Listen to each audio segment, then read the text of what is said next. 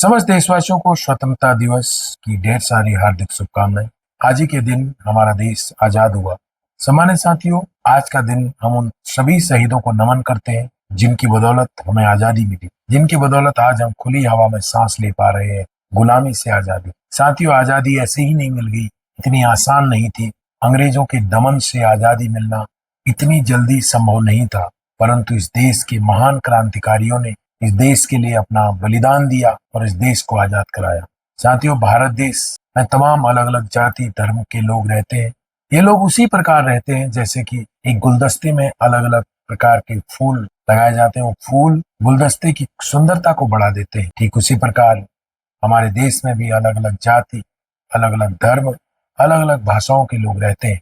आज हम देखते हैं कि कुछ लोग अपने राजनीतिक स्वार्थ के लिए आपस में हिंदू मुसलमान के नाम पर, अगड़े पिछड़े के नाम पर लोगों को आपस में बांटने का काम कर रहे हैं।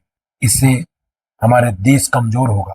मैं आप लोगों से अनुरोध करूंगा कि स्वतंत्रता दिवस के इस महान अवसर पर आप लोग एक प्रण लें कि जो भी व्यक्ति हिंदू मुसलमान के नाम पर हमें बांटता हो, जो भी व्यक्ति किसी भी धर्म या जाति के साथ अन्याय अत्याचार करता हो, उसके प्रति घृणित सोच रखता हो या उस खबर को समाज में प्रचारित करता हो, ऐसे व्यक्ति का हम विरोध करेंगे।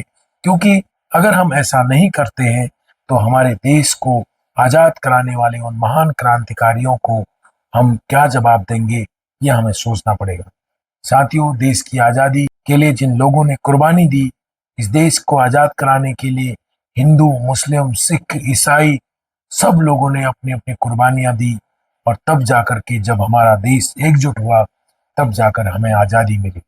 इस आजादी को हमें बरकरार रखना है और इस देश में आपसी भाईचारा, आपसी सामंजस्य को बढ़ाना है ताकि हमारा देश खूब तरक्की करे, खूब उन्नति करे। हम अपने देश की तुलना जापान से करें, हम अपने देश की तुलना इंग्लैंड से करें, हम अपने देश की तुलना अमेरिका से करें।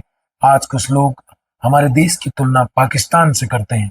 साथियों, पाकिस्तान वह देश है जो हमारा भारत का ही एक अभिन्न अंग था, परंतु पाकिस्तान धर्म के नाम पर अलग हुआ। जब धर्म के नाम पर कोई राष्ट्र अलग होता है, कोई देश अलग होता है, तो ज्यादा दिनों तक नहीं टिक सकता है।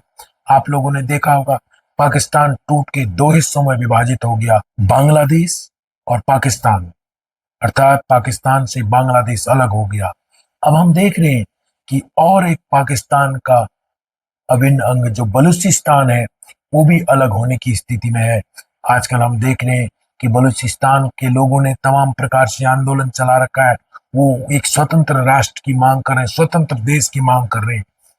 इसलिए जब भी धर्म के नाम पर कोई भी देश अलग हुआ हो तो वह देश ज्यादा दिनों तक नहीं टिक पाते हैं। इसलिए उनके आज दो टुकड़े हो गए और तीन टुकड़े होने जा रहे हैं। तो हम अपनी तुलना पाकिस्तान जैसे देशों से क्यों करें जो हमारे सामने कुछ भी नहीं है। हमारा देश एक महान देश है। यहाँ हिंदू, मुस्लिम, सिख, ईसाई, बौद्ध, जैन सभी लोग आपसी भाईचारे के साथ रहते हैं। इस भाईचारे को हम सभी लोगों ने बढ़ाना है।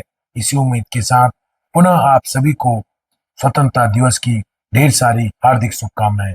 जय भीम, जय भारत, वंदे मातरम। शुक्रिया।